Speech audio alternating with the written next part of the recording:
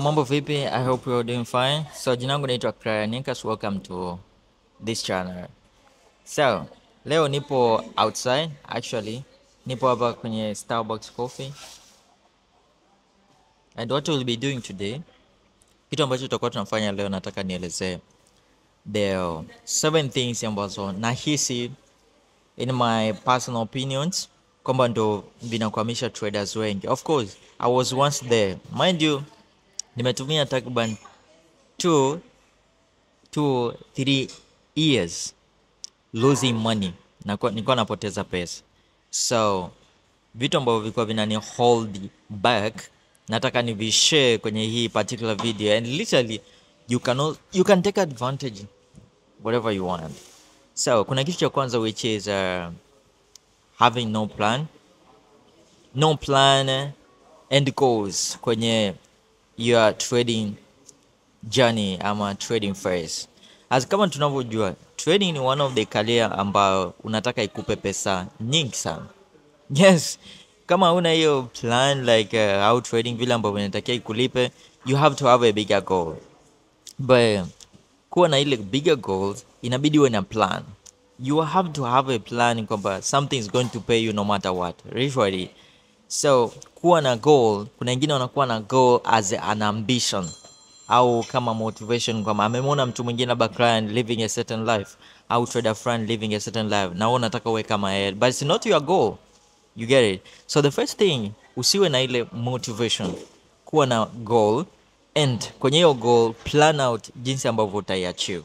Having a plan basically ni kujua kwamba you will achieve that goal for how long.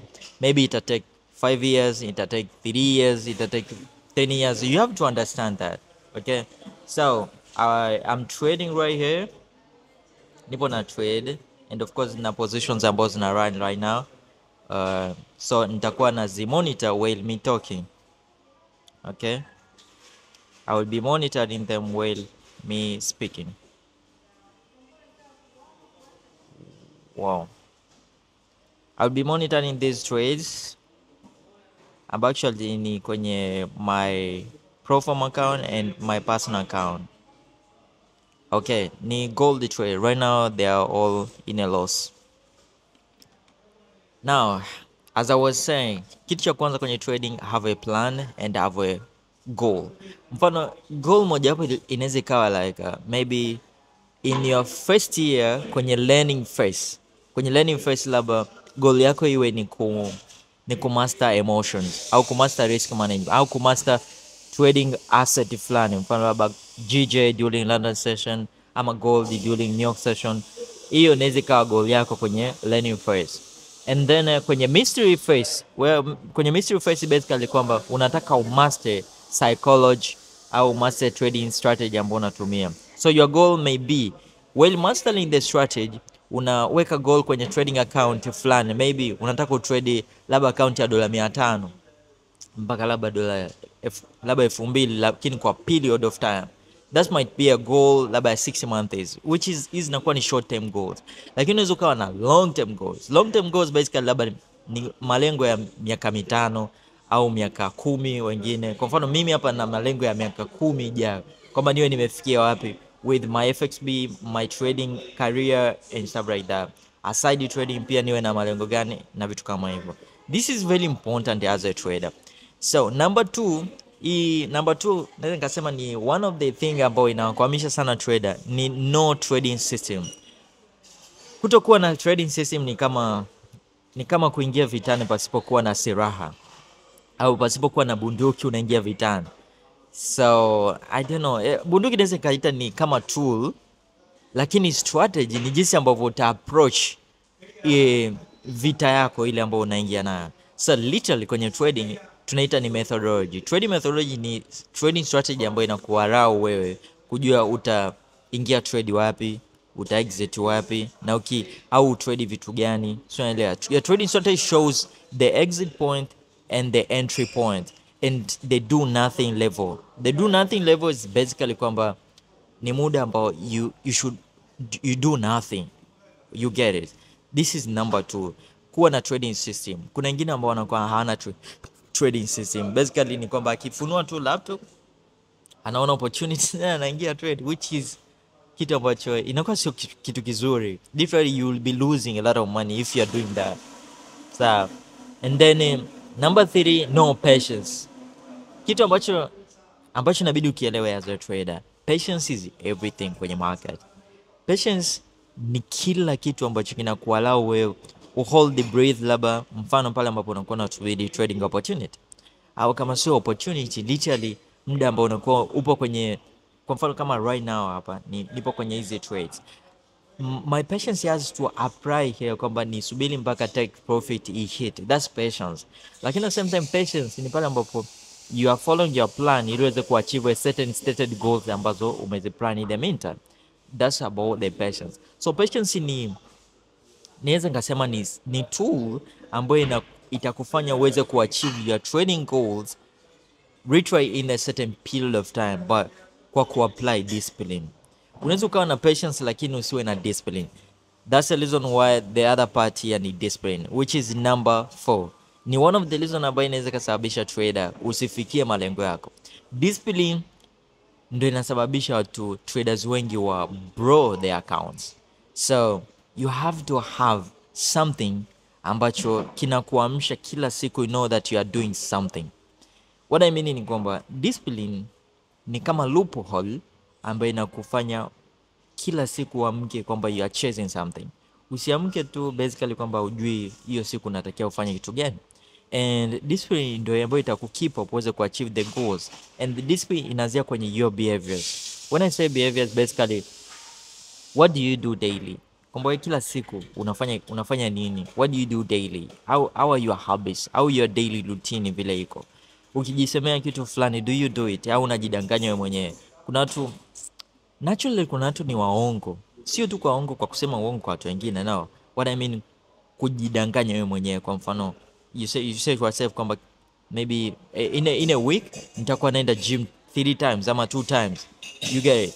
But later on, siku ambayo unatakiwa uende gym ndio siku ambayo unasema nitaenda kesho. Tayari you have ruined your routine, na hata behavior zako tayari zitakuwa zinafanya usifate your rules, your what you say. So make sure aujidanganywe unachokuwa unakifanya. The other part ni kwenye backtesting.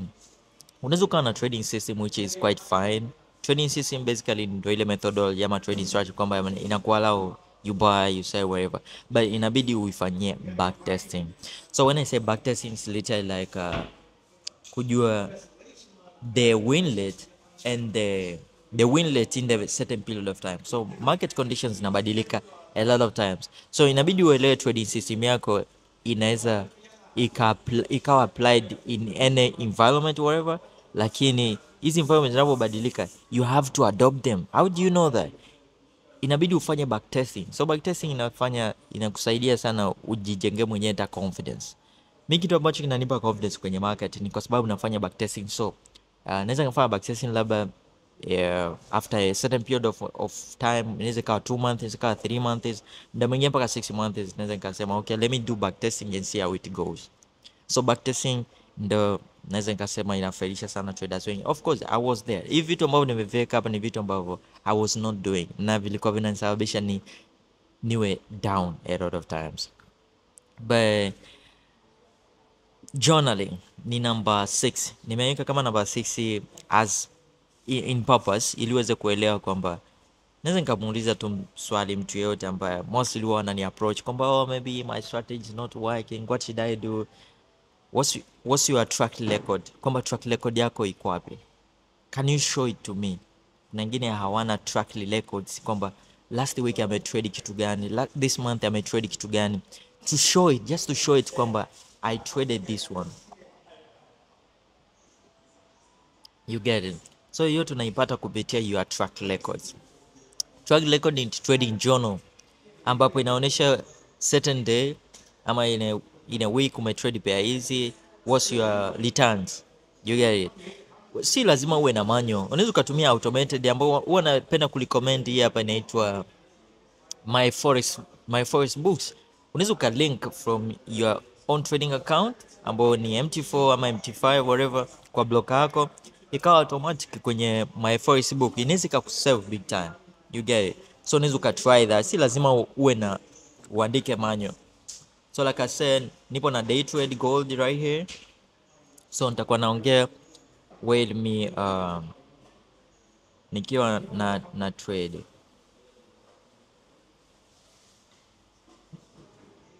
Okay,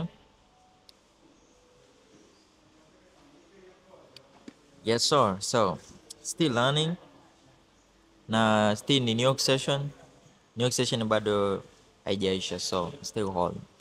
So as I was saying, make sure you unakuwa na trading journal, itakusave sana. The last one hii ndo inaferisha watu wengi. Naweza nikasema imeniferisha sana big time. Mimi personally imeniferisha sana. Hii ni one of the reason ambayo nilikuwa beyond, hata kama najua anachokifanya kwenye market. Ni ku revenge trade. Guys, revenge trading ni sehemu ya risk management. So the main point hapa ni risk management. Risk management ni sehemu ambayo inakulinda wewe ujue how much you should risk. Mind you, hii hapa ni game of money. Hii ni game of money. So kama ni game of money, you must understand how much money you risk in a certain particular trading opportunity ambayo unakutana nayo. It's literally like kama mfanyabiashara. Any business person ambaye unamjua, mfanyabiashara wa aina yoyote ambaye unamjua right now, anajua proper risk management kwenye biashara yake. Au ananunua bidhaa kutoka China na export, labda anakuja analeta Tanzania, he or she knows how much percentage ana riski kwenye mzigo ambao anaoleta huku Tanzania. Anajua expenses and everything ambacho anatumia ili iweze kumsave, au anajua kucalculate the returns. You get it? Kwenye market, guys, never risk a lot of money which is you can't even handle to lose. Ndo unakuta mtu ana lose the whole trading account kwa sababu double market imefanya pullback kidogo. Huwa nakaa chini na namwangalia mtu ambaye anasema kwamba amechoma account kwenye only single trade. Imagine. So basically wewe ulikuwa na revenge trade au una over risk. Losing borrowing an account kwenye single trade literally kwamba ume over risk hiyo trading setup ambayo ulikuwa na trade. You get it? So risk management is one of the serious thing which is inabidi you apply a lot of times. Itakusaidia sana. If you ignore these ones, then there's no how unaweza make it. So nimevi-apply hivi hapa and nimevi-outline na I guess unaweza ukavitumia wherever you want, but itakusave sana. Make sure you use them. Okay? So cheers, see you to another video. Ilikuwa ni random one. Nipo hapa KF.